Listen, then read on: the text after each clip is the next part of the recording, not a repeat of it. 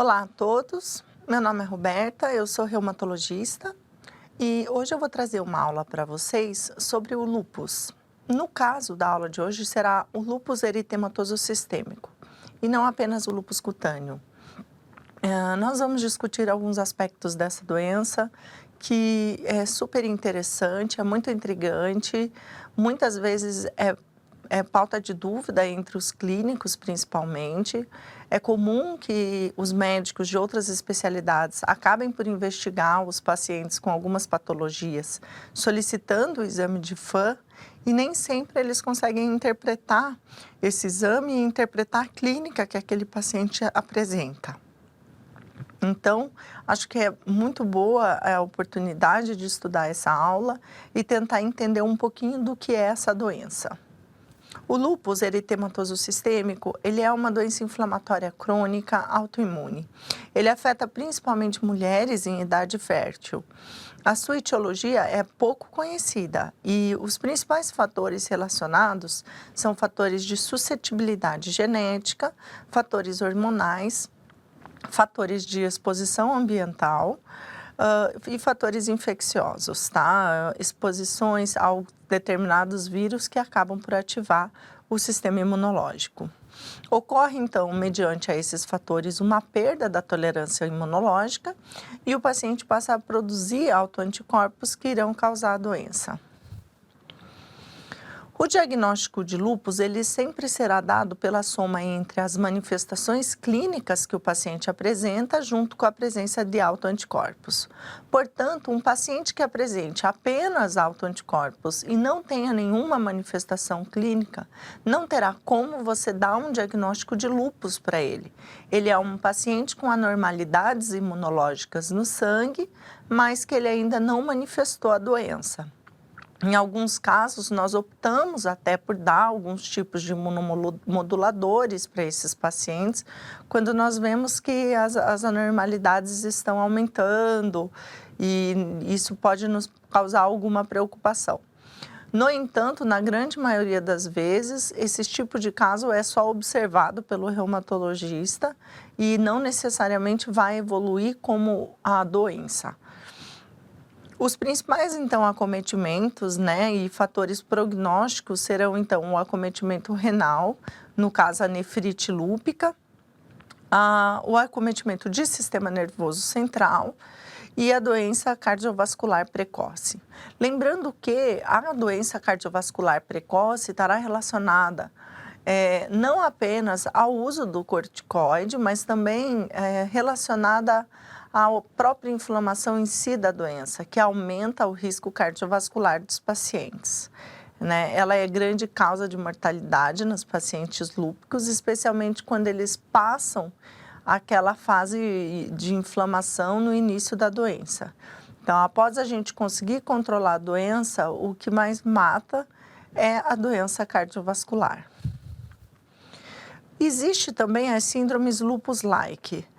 Estas síndromes, elas são interessantes e nós devemos estar atentos porque os pacientes podem manifestar um quadro de anemia, um quadro de plaquetopenia, um quadro de lesões cutâneas, um quadro de artralgias, em que a gente pensa que é uma manifestação de lúpus, mas se nós vamos investigar mais a fundo, nós descobrimos que, na verdade, é uma síndrome paraneoplásica, por exemplo, tá? Ou então uma outra doença que não tem nada a ver com lúpus, uma doença linfoproliferativa, algo nesse sentido. Então, é importante estarmos atentos para as síndromes lupus-like. Quando nós falamos em lúpus, nós devemos pensar que é uma doença que, na grande, imensa maioria das vezes, os pacientes terão o FAM positivo. É raro, acontece do paciente ter o FAM negativo e ter lúpus, mas é muito raro.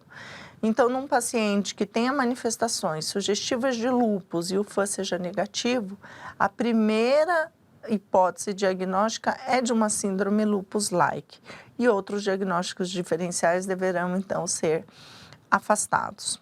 E as síndromes de superposição?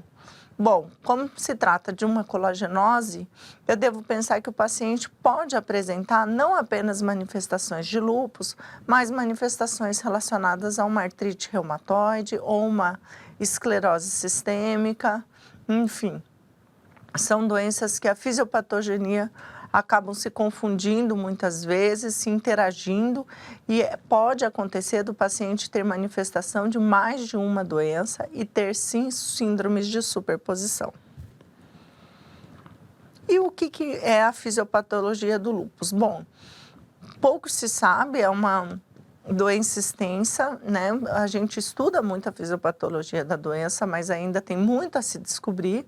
Mas o que se sabe é que existe participação tanto de sistema imune inato quanto de sistema imune adaptativo. E os principais mecanismos envolvidos estão as infecções virais e outros mecanismos que levam à apoptose celular. Por exemplo, o tabagismo, por exemplo, a exposição solar, né, os raios ultravioletas. E quando acontece essas infecções virais que vão ativar o sistema imunológico ou essas outros mecanismos que causam a morte celular, vai acontecer a apresentação de restos celulares ao nosso sistema imunológico, tá? Esses restos celulares que resultam da apoptose celular precisam ser, vamos dizer assim, limpados do nosso organismo e retirados, porque eles são altamente imunogênicos, tá? Então, eles vão ativar muito facilmente o nosso sistema imunológico se eles ficarem ali na deriva no sangue do paciente. E acontece exatamente isso, acontece um clearance defeituoso desses restos imunológicos de células que morreram pela apoptose e, assim, restos de antígenos derivados de DNA e RNA celular acabam sendo apresentados a linfócitos B autorreativos e esses linfócitos B, que fazem parte do sistema imune adaptativo, passam a produzir autoanticorpos que vão causar a doença. Aqui a gente tem mais ou menos um esquema disso que a gente conversou. Aqui algumas maneiras que a célula tem de morrer, uma delas é a netose, mas também pode acontecer a apoptose, né, a morte celular programada também. E essas células morrendo acabam por tendo um defeito no clearance desses autoantígenos. Esses autoantígenos, então, são apresentados às células do sistema imune inato, está aqui o exemplo, as células dendríticas. Essas células dendríticas vão apresentar esses antígenos a linfócitos T e B. Os linfócitos T acabam por estimulando as células B, e essas células B vão acabar fazendo um estímulo do sistema inato a produzir mais interferon, que vai ativar mais ainda esse sistema e vai causar, então, o dano tecidual mediado por esses anticorpos produzidos pelas células dos linfócitos B. Bom, e o lúpus induzido por drogas? Pode acontecer que em alguns pacientes utilizando alguns remédios, eles possam desenvolver a doença. Isso pode acontecer até 10% das vezes. Os principais remédios, então, estão listados aqui: isoniazida, aminociclina, carbamazepina, clorpromazina, o captopril, a metildopa, sulfasalazina, propiltioracil e alguns biológicos, especialmente esses 3 anti-TNFs, que a gente tem mais relatos, e o uso dos interferons. E para fazer a classificação? Bom, então a gente já estudou sobre os critérios classificatórios, a gente já conversou com vocês, os critérios classificatórios são utilizados para a gente determinar grupos homogêneos de pacientes a serem incluídos em grandes trials clínicos. No entanto, eu posso lançar a mão desses critérios classificatórios para usar como critérios diagnósticos, né? Eles são muito sensíveis, eles são muito específicos para a doença e, às vezes, no paciente ele pode não completar todos os critérios, mas eu, considerando algumas manifestações clínicas, eu posso decidir tratar esse paciente. Bom, no critério de SLIC de 2012, ou o paciente tem nefrite lúpica, e nesse caso ele vai apresentar uma síndrome nefrítica ou nefrótica, ele vai ter perda de proteína na urina, ele pode ter aumento da pressão arterial, edemas e a presença do FAM positivo, tá? Esse paciente deverá ser biopsiado, a biópsia renal irá fechar o diagnóstico dele como uma nefrite lúpica, mas se eu não tiver acesso, só de saber que ele tem o FAM positivo e que ele está desenvolvendo um quadro de nefrite, eu vou provavelmente fazer esse diagnóstico de lúpus. Agora, caso ele não tenha nefrite, eu vou precisar de 4 critérios, sendo que um desses critérios tem que ser clínico e um critério imunológico. Quais são, então, os critérios clínicos para diagnóstico do lúpus, considerando o critério de SLIC? Bom, ou ele vai ter lesões cutâneas, você pode incluir também as úlceras orais ou nasais, a presença de sinovite, tenossinovite, inflamações articulares, serosite, que é aquele derrame pleural, derrame pericárdico, a proteinúria ou cilindros hemáticos, que são alterações na urina, indicando a presença de nefrite, manifestações neurológicas, e isso vai tanto de, é chamado de neuropsiquiátrico, porque tanto pode ser desordens da forma psiquiátrica, como um quadro psicótico, né, uma psicose lúpica, um quadro de depressão, quanto quadros neurológicos, né? Um quadro, por exemplo, de meningite asséptica, de mielite, né? Então, são várias as manifestações de mononeurite múltipla, são várias as manifestações neurológicas que poderão acontecer nos pacientes com lúpus. E também o quadro hematológico, que poderá ser de várias maneiras, né? Poderá ocorrer queda nas 3 séries, tanto hemácias, quanto leucócitos, quanto plaquetas, e a causa disso ela é infinita, pode ser de várias formas, né? Tanto com anticorpos que vão atuar perifericamente, na maioria das vezes, quanto com anticorpos que atuam diretamente na medula. E os critérios imunológicos? Bom, dos critérios imunológicos nós deveremos pensar então na presença do FAM, lembrando que é essencial a presença do FAM, é claro que a gente fala com toda essa ênfase, mas vai ter um caso ou outro muito raro que vai ser o FAM negativo, geralmente na atividade de doença, na abertura do quadro clínico, dificilmente isso vai acontecer. A presença do anti-DNA pode acontecer ou não, mas ele sendo positivo é fortemente sugestivo de lúpus.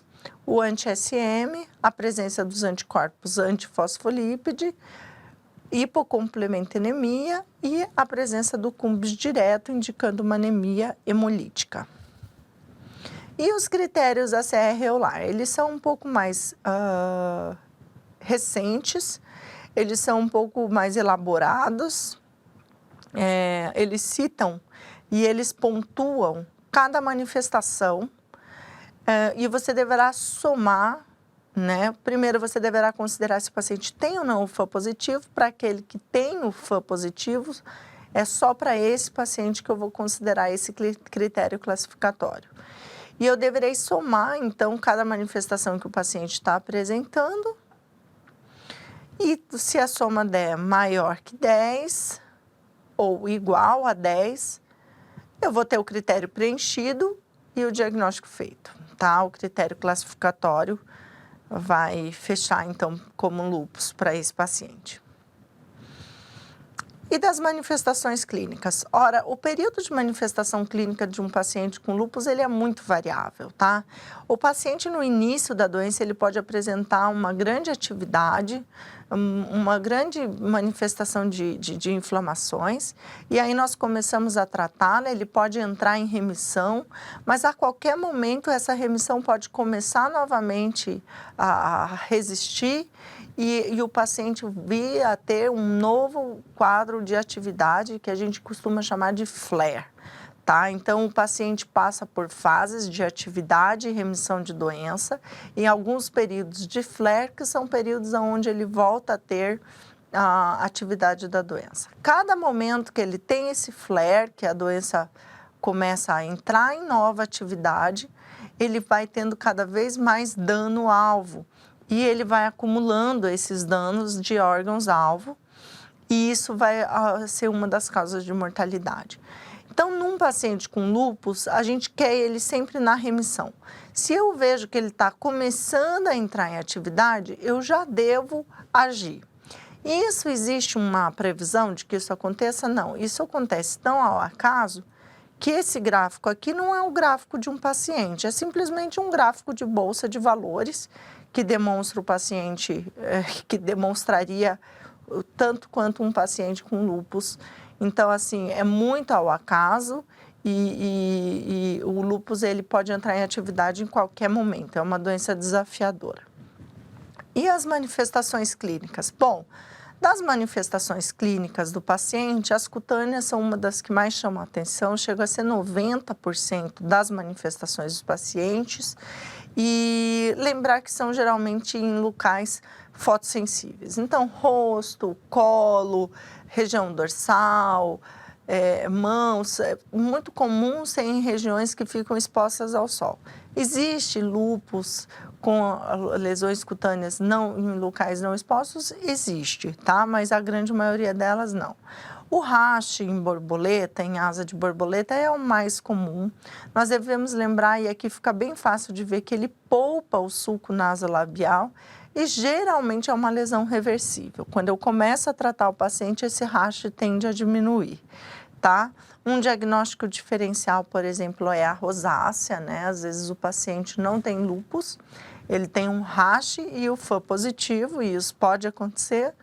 E aí, quando você vai estudar um pouco mais a fundo, você vê que ele não tem nenhuma manifestação clínica além daquele rash.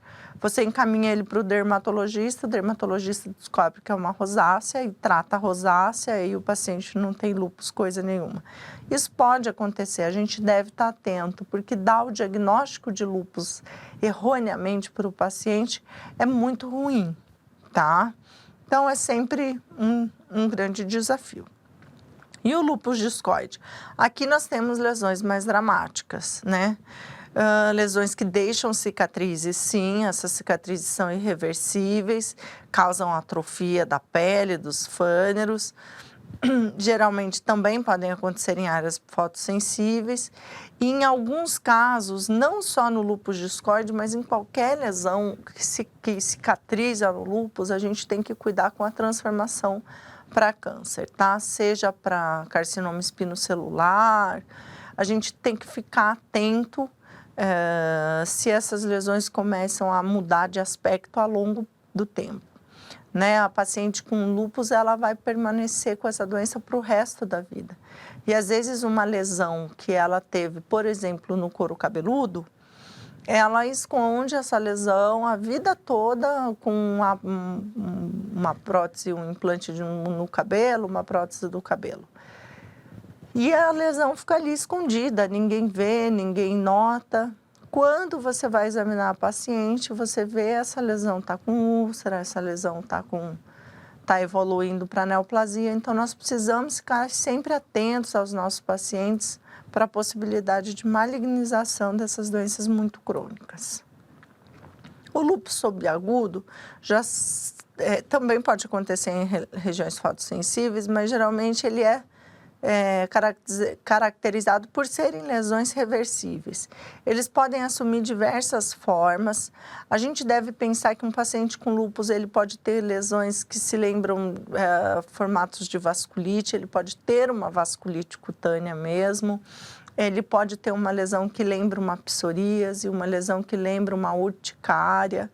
Então, é sempre uma grande variedade de tipos de lesões cutâneas que o paciente com lúpus pode ter. E acaba que nós, médicos, temos muitas vezes esse grande desafio de fazer o diagnóstico diferencial. Lançar a mão da biópsia cutânea nos ajuda muito, é uma forma de você diagnosticar esse paciente e de você ter certeza do que ele tem. Tá? Na biópsia, a gente vê a inflamação da junção dermoepidérmica, a gente vê, às vezes, a inflamação da vasculite ou do tecido perianexial. E nós conseguimos ver na biópsia a imunofluorescência, né? O depósito de imunoglobulinas, complementos, né, nesse tecido, fazendo uma lesão imunomediada, característica do lúpus. E muitas vezes é a biópsia quem nos salva, quem nos diz se aquela doença é relacionada, se aquele problema de pele é relacionado ao lúpus ou não.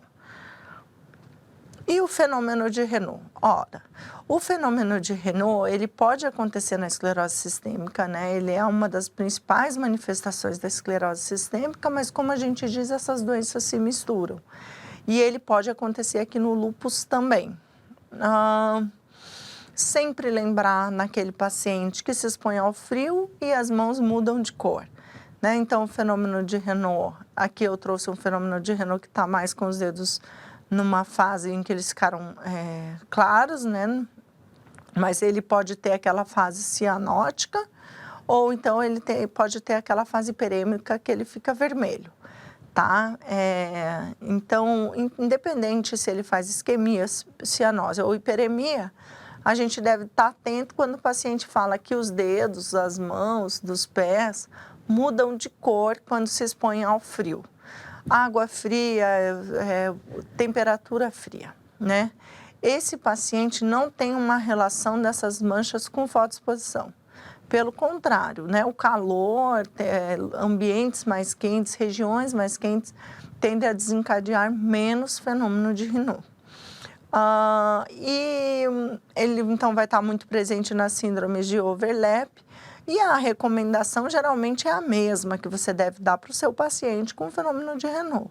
Ou seja, antes de tudo, em primeiro lugar, se cubra, use luva, use meias, use 2 meias, né? Esteja sempre quentinho, use cachecol, gorro, se proteger muito, especialmente nos dias de inverno. Outra questão comum que a gente tem que orientar esses pacientes com fenômeno de Raynaud é você orientar esse paciente, por exemplo, a não colocar a mão próximo do fogo ou numa água quente para tentar esquentar, aquecer a mão quando ela está no meio de uma crise. Porque isso pode machucá-lo, ele perde um pouco da sensibilidade quando ele está no meio da crise e ele pode se queimar com isso. Então, ele sempre deve tentar reverter a crise simplesmente aquecendo a mão com a luva, com o cobertor e se aquecendo. O que mais? Fazer sempre o diagnóstico, então, diferencial das síndromes de overlap. E, às vezes, a gente também pode orientar, por exemplo, a aquecer a água que ele lava a louça, esse tipo de coisa. Algumas modificações na casa ajudam muito. Bom, lembrando, então, que as manifestações cutâneas do lúpus podem ser diversas, né? Existem ainda outras formas de lúpus profundo, existem muitas outras formas de lúpus cutâneo. Se a gente joga na internet, a gente encontra uma série delas, tá? Mas, enfim, as básicas, as mais importantes, a gente expôs aqui na aula. E o acometimento músculo-esquelético? Bom, o acometimento músculo-esquelético, ele vai desde artralgias até um paciente com sinovite, com artrite, com tenossinovite. E elas são muito comuns, também acontecem em até 90% dos pacientes.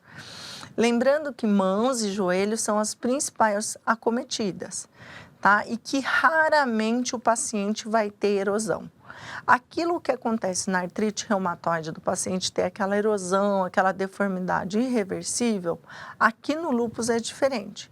Isso pode acontecer, isso é raro de acontecer e geralmente vai acontecer quando esse paciente ele tem o fator reumatoide, o anti-CCP positivos, tá? E aí nós temos uma síndrome de overlap, uma associação, um paciente que tem lúpus, mas que tem características sorológicas que puxam um pouco para artrite reumatoide, por isso que ele vai ter erosão no osso subcondral.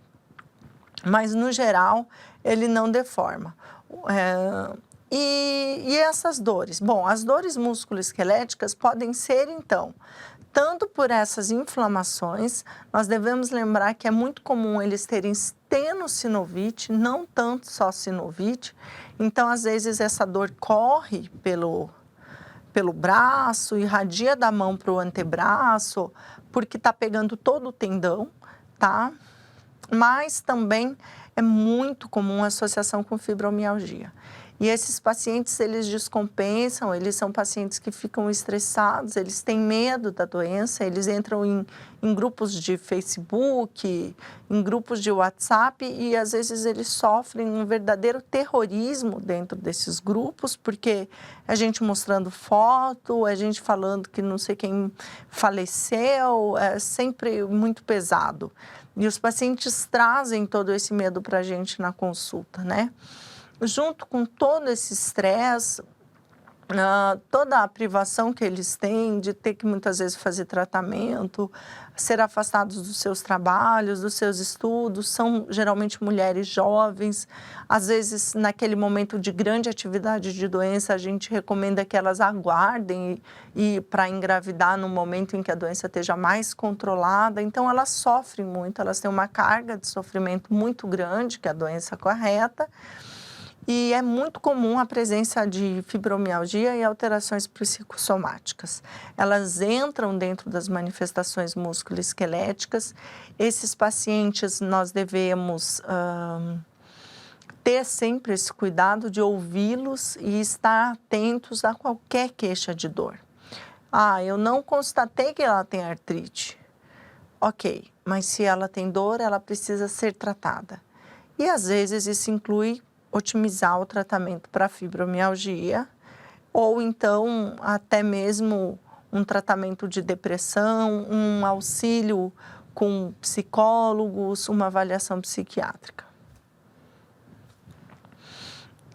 Em alguns momentos, essa tenossinovite, ela é um pouco mais acentuada e ela acontece a artropatia de Charcot.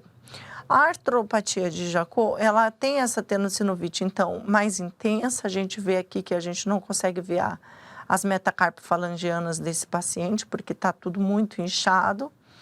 E ele perde o alinhamento normal das articulações. Esse alinhamento lembra muito uma artrite reumatoide. Você vai falar para mim, mas Roberta, olha isso. Olha, não está fazendo aqui aquela deformidade que a gente viu, que a gente chamava de pescoço de cisne?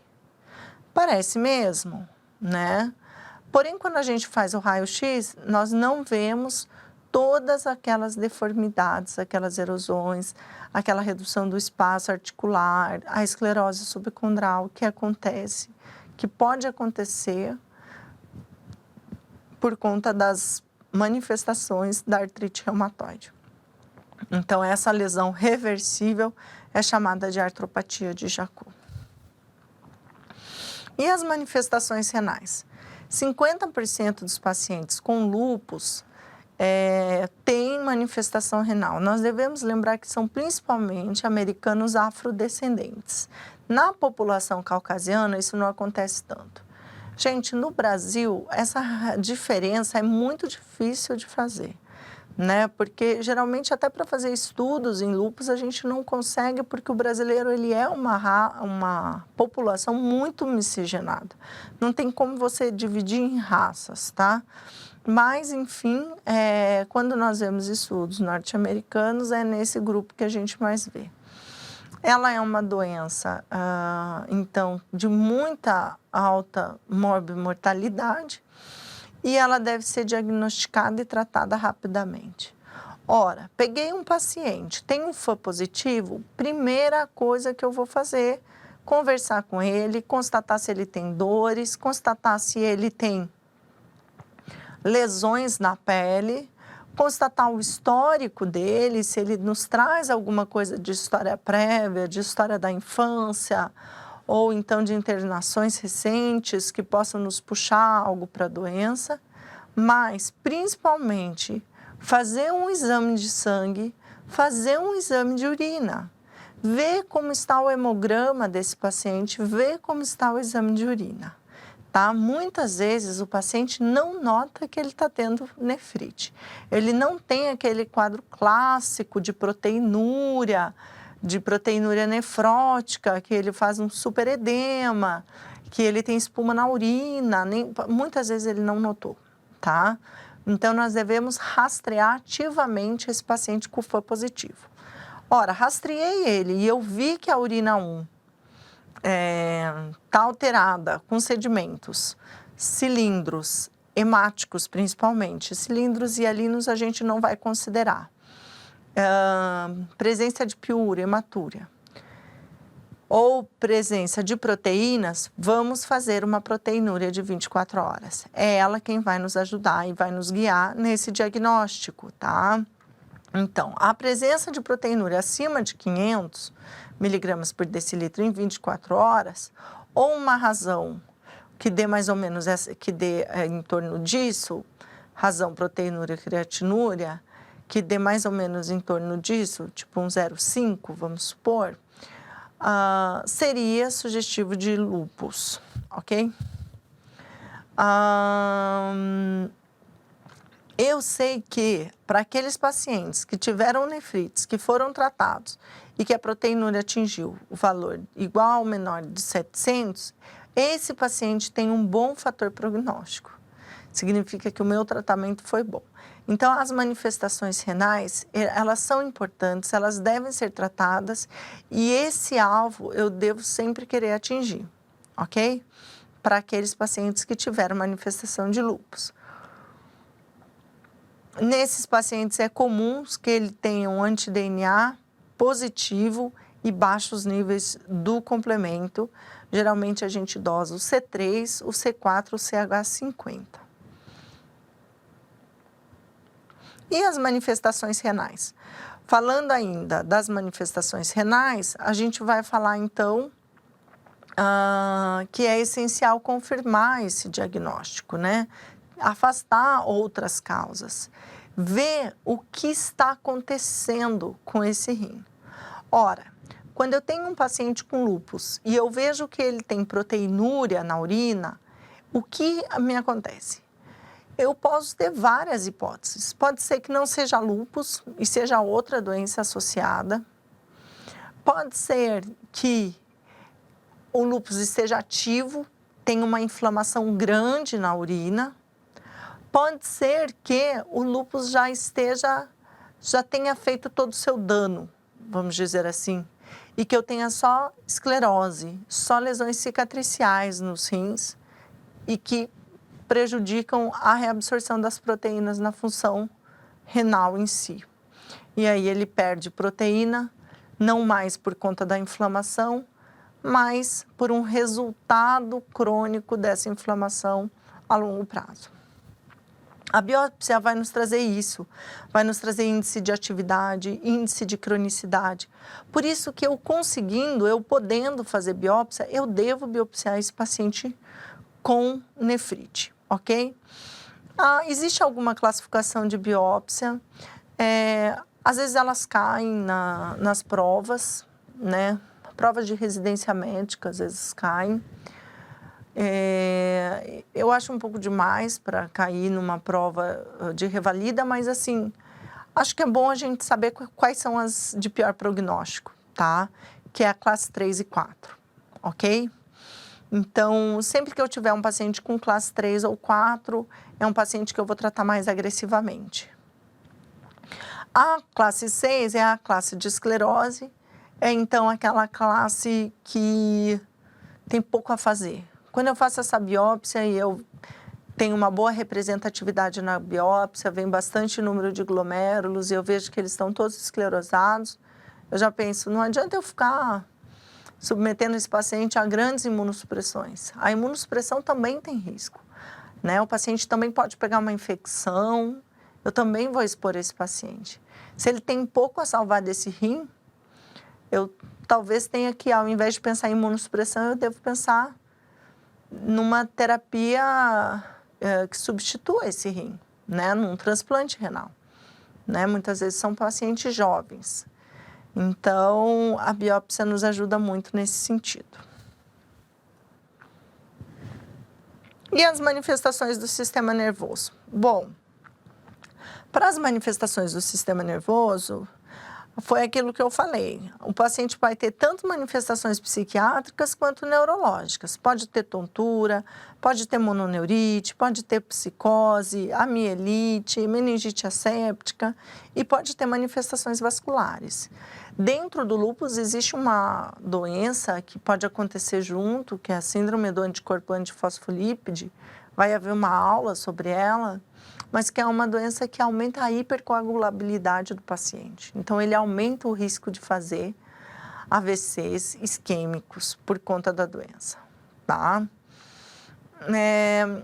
Nos pacientes com uma cefaleia, com alguma manifestação de sistema nervoso, né, principalmente quando essa cefaleia muda o padrão, fica mais forte, fica diferente, não melhora com analgésicos comuns, nós devemos investigar esse paciente, tá? A primeira investigação é fazer uma ressonância e um líquor nele, ok? E as manifestações hematológicas? As manifestações hematológicas, elas são importantes para a gente ver a atividade de doença. Elas podem falar também que, traduzindo uma doença concomitante, né? Vamos supor um paciente com lúpus que desenvolveu um linfoma, vai ter alteração hematológica. Pode ser iatrogênica, vamos pensar na heterogenia causada por eventos adversos a imunossupressores. A azatioprina, por exemplo, é um remédio que a gente usa muito no paciente com lúpus que pode causar leucopenia. O mesmo vale para a ciclofosfamida, outro imunossupressor comumente utilizado. Então, olhar para um hemograma de um paciente com lúpus e ver alteração nem sempre é tão simples. Muitas vezes também a gente precisa lançar mão da biópsia de medula óssea. Você vê aqui como é rico, como essa doença é rica, como a investigação dela é rica. Né? Assim como a esclerose sistêmica, não dá para a gente pôr quais são os métodos diagnósticos do lúpus, porque eles são muitos, né? Eu posso lançar mão de muita coisa. Às vezes eu olho para aquele paciente com anemia, com leucopenia, com plaquetopenia, e eu penso, será que é atividade do lúpus? Será que é um evento adverso? Será que é uma infecção? Né? Nós temos o vírus parvovírus B19, que é um vírus que causa a bicitopenia com uma certa frequência. Então, muitas vezes nós precisamos investigar profundamente esse paciente, às vezes mandar para o hematologista. O hematologista às vezes precisa fazer um aspirado, uma biópsia de medula óssea.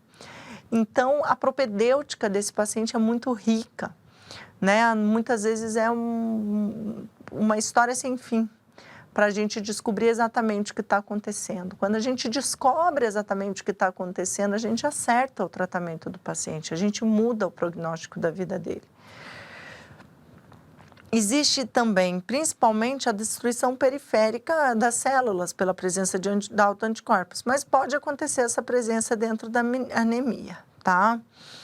Dentro da medula. Existe a síndrome de Evans. A síndrome de Evans, ela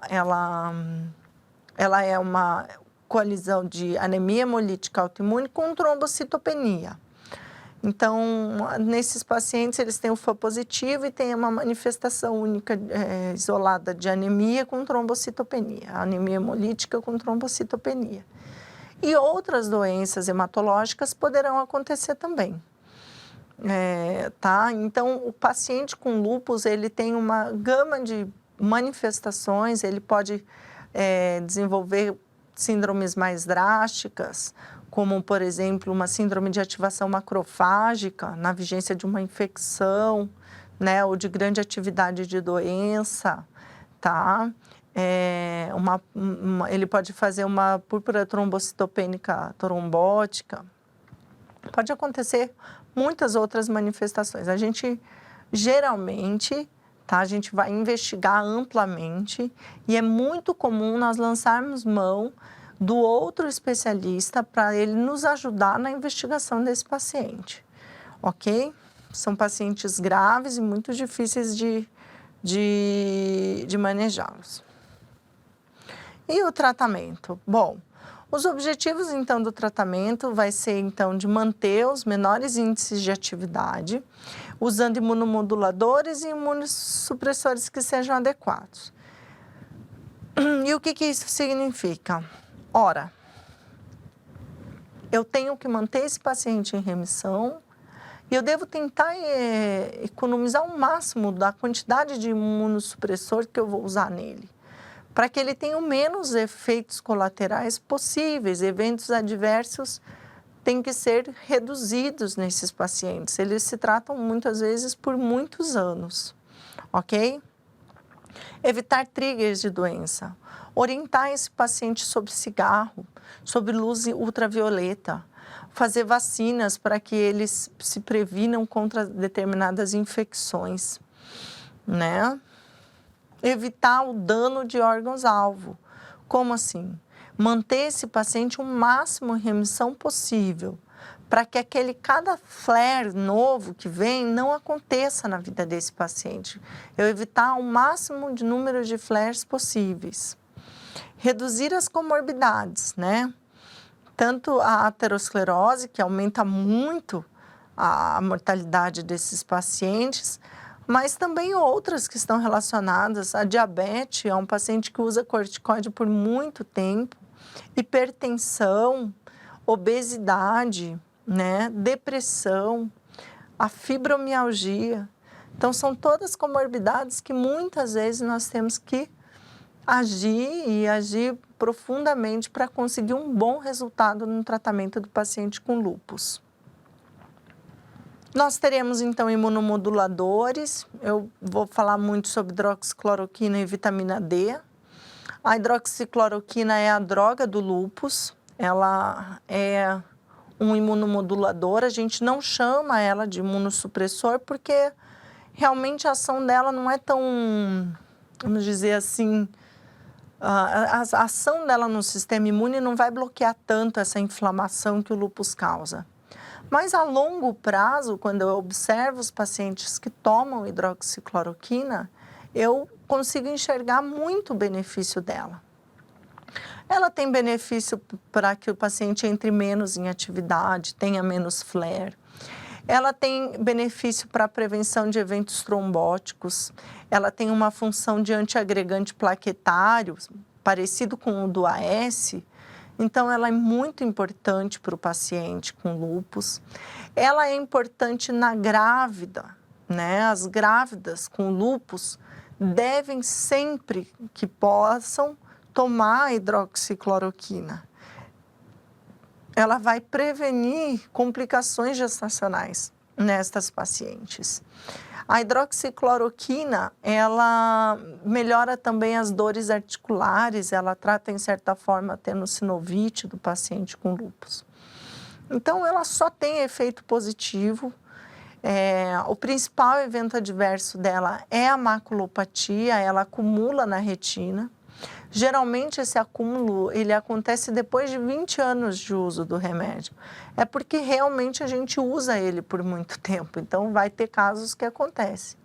Então, todo paciente que tem o diagnóstico de lúpus, que vai começar a hidroxicloroquina, ele deverá passar por uma avaliação oftalmológica.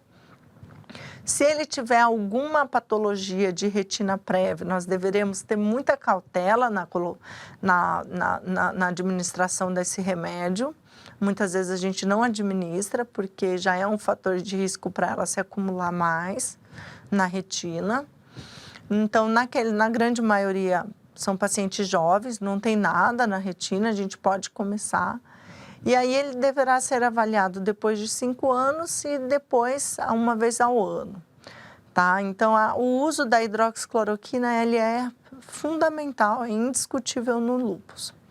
A vitamina D3, ela é chamada de vitamina, mas assim, às vezes quando você vai estudar um pouquinho mais a fundo ela, você vê que alguns autores dizem que ela deveria ser chamada de hormônio. Por quê? Porque existem receptores de vitamina D em todo o nosso organismo. Nas células do sistema imunológico também, tá? Então, talvez níveis muito baixos de vitamina D estejam relacionados a um mau funcionamento do sistema imunológico. E nós acreditamos que os pacientes com lúpus devam ser tratados de modo a manter os níveis de vitamina D um pouco mais acima dos níveis considerados normais, ou suficientes, né, que a gente chama. Então, geralmente, a gente quer níveis acima de 40 nanogramas, e a vitamina D, ela é fundamental, então, como um imunomodulador. Além disso, eu não coloquei aqui, mas o filtro solar, né? Os raios ultravioletas, eles estão extremamente presentes naquela fisiopatogênese da apoptose celular, da apresentação de antígenos. Então, o filtro solar nesses pacientes é uma medida básica. Todas as pacientes com lúpus devem usar filtro solar nas áreas fotoexpostas.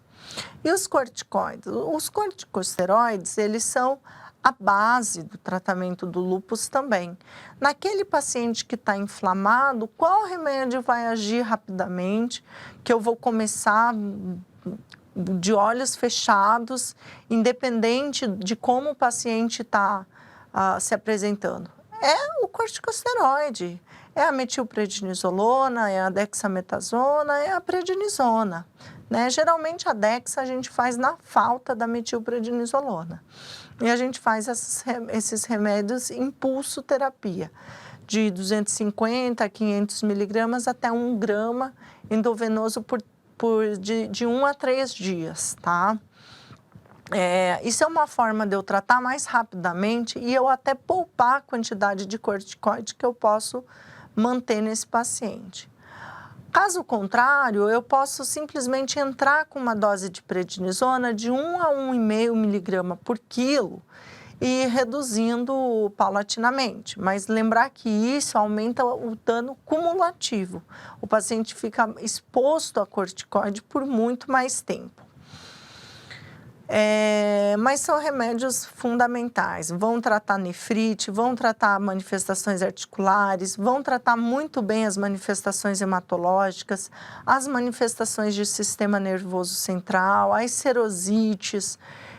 Realmente os corticosteroides são fundamentais nos pacientes com lúpus. É a primeira droga que eu ponho e a droga que eu mais quero tirar. Eu sempre falo isso para as pacientes, né? Ela é aquela ambulância que chega para salvar, mas não é ali que a gente quer parar. A gente sempre quer usar ela, salvar a vida do paciente, tirar ele daquela inflamação aguda, mas assim que puder, entrar com um imunossupressor mais eficaz, mais potente e que principalmente poupe o paciente da carga de corticoide. E os outros imunossupressores? Aí isso vai ter uma gama enorme de imunossupressores que eu posso fazer, vai depender muito de qual manifestação clínica o paciente tem. Nós temos o metotrexato para as manifestações cutâneas, osteoarticulares, a ciclosporina para manifestações hematológicas, para as manifestações renais, o tacrolimus também na manifestação renal, a azatioprina para a pele, manifestação renal, hematológica, o micofenolato também, especialmente nos casos mais refratários, né? Importantíssimo, sistema nervoso central também, posso usar na pele, devo usar no acometimento renal. Belimumab, rituximab, aqui não foi posto, um erro meu, mas tem a ciclofosfamida, está no texto de vocês, explicado, importantíssima para o tratamento da nefrite lúpica também, né? e imunoglobulinas, plasmaféreses, e às vezes nós precisamos lançar mão desses tratamentos menos comuns, mas assim que muitas vezes salvam a vida das pacientes com lúpus. Ok? É isso. Acho que é uma aula muito legal, acho que é uma aula que vocês vão adorar. E principalmente o que eu quero dizer é uma mensagem, né? O seu futuro depende de muitas coisas, mas principalmente de você. E às vezes nós vemos pessoas de muito sucesso e a gente fala como elas chegaram até lá. Na realidade, foi um trabalho de formiguinha que elas foram fazendo a vida inteira, mas que um dia foi reconhecido, né? Que aos poucos foi reconhecido e elas foram alcançando